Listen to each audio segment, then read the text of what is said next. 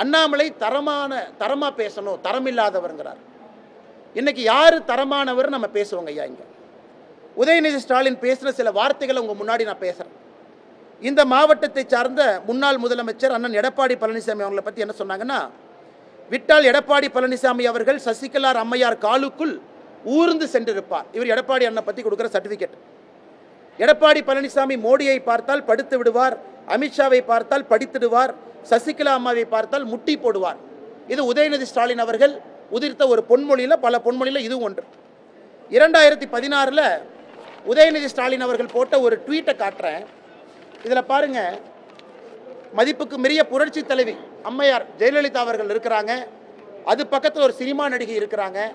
அதை தன்னுடைய முகநூல் பதிவில் 2016 போட்டு மக்கள் நேசிக்கக்கூடிய புரட்சி தலைவியை கொச்சைப்படுத்தினார். அன்புமணி ராமதாஸ் ஐயா ஓபிஎஸ் அவர்களுடைய டயர் நக்கின்னு சொன்னார். இதெல்லாம் அவர் சொன்ன பொன்மொழிகளில் சில. இனிமேல் பாரத பிரதமர் நரேந்திர மோடி அவர்களை 29 பைசா மோடின்னு சொல்லுவேன். 2021 தேர்தல் பிரச்சாரத்தில் அருண் ஜேட்லியும் சுஷ்மா ஸ்வராஜையும் கொன்றவர் மோடி. நாங்கள் ஒன்றும் உங்கள் அப்பா வீட்டை காசை கேட்கல. இது யார்? நிர்மலா சீதாராமன் அவங்கள பார்த்து சொன்னது. கவர்னரை மக்கள் செருப்பால் அடிப்பாங்க. அதனால் உதயநிதி ஸ்டாலின் அவர்களுக்கும் தரத்துக்கும் நார்த்து போலுக்கும் சவுத்து போலுக்கு இருக்கிற தூரம் தான். தரம் இல்லாத ஒரு அரசியல்வாதி தமிழ்நாட்டில் இருக்காருன்னா அது உதயநிதி ஸ்டாலின். தாத்தா பேரை அப்பா பேரை வச்சு ஓட்டிக்கிட்டு இருக்கார். நாங்கள் கேட்பது அடிப்படையில் ஆதாரத்தோடு கேள்வி கேட்கிறோம். நீங்கள் பள்ளி நடத்துறீங்க, தனியார் பள்ளியிலே படிக்கக்கூடிய குழந்தை செல்வங்கள் எண்ணிக்கை அதிகமாகுது. அப்படி இருக்கும் பொழுது அரசு பள்ளியில் மட்டும் நீங்கள் கட்டாயப்படுத்தி இருமொழி தான் படிக்கணும்னு ஏன் சொல்கிறீங்க? நீங்கள் சிபிஎஸ்இ ஸ்கூலுக்கு பர்மிஷன் நீங்கள் கொடுக்குறீங்க. 200 ஸ்கூலுக்கு கீழே இருந்து 2010 ஸ்கூல் எப்படி ஆச்சு? நீங்கள் state board matriculation English medium ஸ்கூலுக்கு பர்மிஷன் கொடுக்குறீங்க.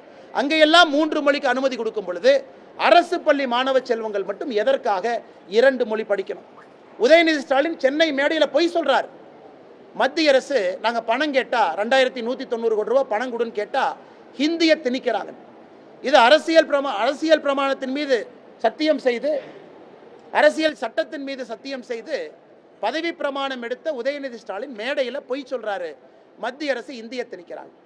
அதனால்தான் உதயநிதி ஸ்டாலினுக்கு நேரடியாக சவால் வர்றோம். நான் ஏற்கனவே நேற்றே சொன்னேன் கரூரில், தரம் இல்லாமல் பேசுனீங்கன்னா தரம் இல்லாமல் தான் உங்களுக்கு பதில் வரும்.